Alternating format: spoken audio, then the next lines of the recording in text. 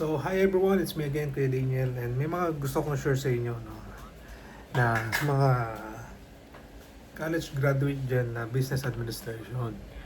So, lahat naman tayo hinahabol natin na magkaroon ng maraming pera. So, ano nga ba yung mga trabaho na a-applyan natin kapag gusto natin ng pera? Okay? At ito yung paraan na legal, of course. Wala tayong sasagasaan tao at hindi tayo contractor. So, tingnan nga natin yung relo natin. Okay. Actually, maswerte ako na napadpad ako sa car sales industry. So, kahit pa paano, nakaipon naman tayo dyan. Medyo nagkaroon lang ng mismanagement. Medyo naubos. So, hayaan nyo, hahabulin natin yon. So, isa sa magagandang trabaho is yung sales. Pwede kang sa sales ng insurance, pwede ka sa car sales, pwede ka sa real estate broker, pero kukuha ka pa ng additional course para doon at kukuha ka ng lisensya kung gusto mo ng mas malaki ang komisyon mo. So, pwede kang, yung business kasi hindi pa huli na yan eh. Kasi kailangan natin ng ganon. Ika-graduate na natin, wala tayong ganon. Okay? So, yun yung mabilisan na pagkakaroon ng pera. Second,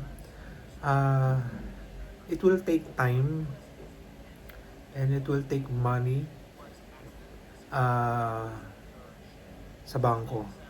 Ang mga manager ng bangko kumikita po na 6 figures yan. So, pagtsatsagaan mo yan, 5 taon, 10 taon na nasa bangko ka. Pero, once na meet mo na yung mga requirements for managerial position at may nag-open, ayan, malaki na ang kitaan dyan. So, lahat ng mga managers naman kumikita na 6 figures. And by the way, doon sa nauna ko sinabi, pag naging manager ka, may mga kumikita ng 200,000 more or less dyan. So, pero minimum na natin sa 100,000. Bili mo, gag-guide ka na ng mga tao mo na magbenta ng sasakyan, kikita ka ng 6 figures. Not bad of course, di ba? So, ano pa ba ang trabaho maganda ang kita? Yung mga legal. For me, yan lang muna. Nabitin ko kayo, sorry. Kasi on the spot yan. So, pagtsagaan nyo lang yung mga bagay na yan na uunlad din naman tayo. At kapag nagkapera tayo, tsaka tayo magtayo ng business natin. Para na sa gano'n na may trabaho tayo, may kita pa tayo sa labas. Okay? So, baka next year mag-apply na tayo sa corporate ulit kasi nabibitin yung kita natin dito. Bye!